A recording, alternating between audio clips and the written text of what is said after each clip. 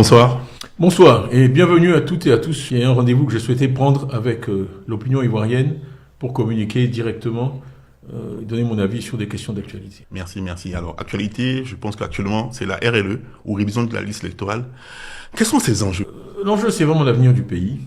Je pense que tout le monde sait qu'il y a une élection dans notre pays en octobre 2025 et je dis qu'elle sera déterminante pour la direction que doit prendre notre pays.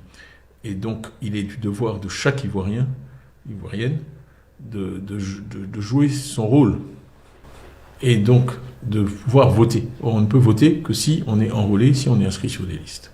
Tout à fait. D'ailleurs, on vous a vu donc pendant ce temps parcourir plus de 10 villes de la Côte d'Ivoire. Comment ça s'est passé? Écoutez, ce qu'on a essayé de faire, c'est d'aller vraiment d'ouest en est. Donc on a fait Mans, on a fait Duékoué, on a fait Gonaté, on a fait Bonon, pour ceux qui connaissent la carte de Côte d'Ivoire, on a fait Daloa, on a fait Boaké, Dimbokro, Toumoudi, ça fait une transversale, d'ouest en est. Ensuite, on a fait Abidjan, on a fait 6 des 10 communes, on a fait Atékoubé, on a fait Abobo, on a fait Adjamé, on a fait Opougon, on a fait Cocody, on a fait Bergerville, et puis ensuite au Diéné, pour finir. Parce que je tenais à aller au nord, c'est un engagement que j'avais pris en décembre 2023. J'avais partout, et ça c'est quand même significatif. Quand vous faites une telle sélection de villes à travers la Côte d'Ivoire et que vous constatez quelque chose, c'est que c'est une chose qui est réelle, qui est assez profonde. Ce qu'on a constaté partout, c'est une prise de conscience de l'enjeu, je pense supérieure à toutes les révisions antérieures, et une mobilisation croissante. C'est ce qu'on a observé. Première semaine, deuxième semaine, la quatrième semaine a été très forte. Je crois qu'on a fait pendant la quatrième semaine autant que pendant les 3 semaines précédentes. Okay. Ce qui indique vraiment une dynamique très puissante. Okay. Est-ce que vous avez été surpris par la réaction donc, des populations pendant que votre tournée? Moi, j'ai vraiment la conviction profonde. Je crois beaucoup dans l'intelligence collective. Et donc, je crois que les Ivoiriens sont très intelligents. Ils comprennent la situation dans laquelle on est et ils comprennent les enjeux et que c'est... Voilà. Donc, je ne suis pas surpris qu'il y ait une mobilisation. J'étais en tout cas particulièrement heureux de voir beaucoup de jeunes. Parce que le vrai enjeu, vu la structure démographique de la population, c'est des gros mots, mais enfin, la jeunesse de la population ivoirienne en général, c'est vraiment que les jeunes s'inscrivent. Et donc, je demandais toujours là, les jeunes majeurs, quel âge vous avez, vous êtes là, etc. Et il y avait quand même pas mal de jeunes, mais on peut faire beaucoup mieux. Hein, quand je vois que certains musiciens arrivent à 1 million de views, 2 millions de views, je me dis qu'en tant qu'homme politique, on a encore du chemin à faire pour communiquer avec cette jeunesse et la mobiliser. Mais c'est possible. C'est possible. Et donc justement, est-ce qu'on a les premiers résultats? Vous avez parlé tantôt. Non, écoutez, la CEI nous donnait les résultats chaque semaine pendant les 3 premières semaines. Je crois qu'ils étaient autour de 500 000 à la fin de la 3e semaine. Et là, cette fois-ci, depuis dimanche, on espérait avoir les chiffres, mais on nous dit qu'il y a des problèmes d'informatique. Donc on est un peu en attente. Alors il y a des informations qui circulent. Nous, on nous a dit 1 million 92 000.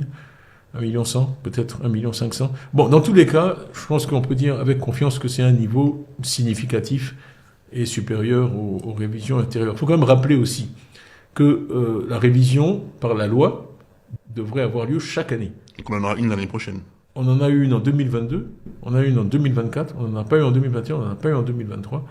Donc, ça milite pour une prolongation du délai. Parce que quand on n'a pas pu tenir ce type d'engagement, il y a un retard accumulé. Beaucoup de gens qui n'ont pas pu s'inscrire, et puis là, ça a été relativement soudain, les gens n'ont pas eu le temps de faire leur papier. On sait qu'il y a un engorgement au niveau de la production des certificats de nationalité. Donc pour moi, la décision d'arrêter et de ne plus rien faire jusqu'à l'élection serait vraiment impossible à justifier. Là, on a un pipeline de gens qui sont prêts, qui ont fait les dépenses, qui sont déplacés. Il y a Moussokro, à Toumoudi, si vous voulez obtenir votre papier, qui ont fait, et ils sont prêts maintenant, ils n'attendent plus que leur certificat de nationalité pour aller s'inscrire, pour voter. Je vois pas comment on pourrait, pour des raisons financières, leur dire non, vous pouvez pas voter, d'autant plus que la communauté internationale est très intéressée par cette élection, compte tenu de son impact, non seulement sur la Côte d'Ivoire, mais sur toute l'Afrique de l'Ouest, et que donc, moi, ce que j'entends, en tout cas, c'est qu'ils sont prêts à financer la prolongation de cet exercice ou un nouvel exercice. Ça rendrait plus crédible les élections. Absolument. Et je crois que c'est notre intérêt à tous de faire tout ce qui est en notre pouvoir pour que cette élection se passe bien. Vous savez, les gens qui en Côte d'Ivoire ont moins de 30 ans n'ont jamais connu d'élection vraiment apaisée. L'élection de 95, il y a eu le boycott actif. En 2000, on a vu ce qui s'est passé, un coup d'État. En 2005, il n'y a pas eu d'élection. 2010, on a eu ensuite le conflit qui a fait des milliers de morts. À Dieu écho, j'ai encore rencontré des victimes de guerre. C'est absolument abominable. Bon, 2015, c'était difficile. 2020, on sait dans quelles conditions négative. L'élection s'est déroulée, donc j'aimerais qu'on puisse faire le cadeau aux jeunes Ivoiriens de découvrir ce que c'est qu'une élection apaisée et crédible. Ouais, je pense qu'aussi, et je pense que donc votre message est vraiment très clair et bien passé. Et je crois qu'il a été entendu. En tout cas, on a des indications encourageantes sur le fait que à ce stade, on soit au-dessus du million, mais qu'il y ait vraiment toutes ces personnes qui ont fait toutes les démarches, qui ont fait l'effort nécessaire, qui ont dépensé l'argent nécessaire pour être enrôlés. Pour moi, c'est prometteur pour la démocratie ivoirienne, et la démocratie est une étape incontournable sur le chemin du développement pour avoir des gouvernements qui sont à l'écoute des populations et qui sont tenus responsables par la population des résultats qu'ils produisent ou pas. On a environ combien d'enrôlés actuellement disons autour de 8 millions. 8 millions, ce qui est normal parmi les autres des autres pays. C'est pas beaucoup. Pour un pays où il y a 30 millions d'habitants, après on peut avoir un débat sur combien sont ivoiriens, etc. Mais dans tous les cas, pour vous donner une comparaison, le Ghana qui a 30 millions d'habitants a 17 millions sur la liste. Donc à 8 millions, on est loin du compte.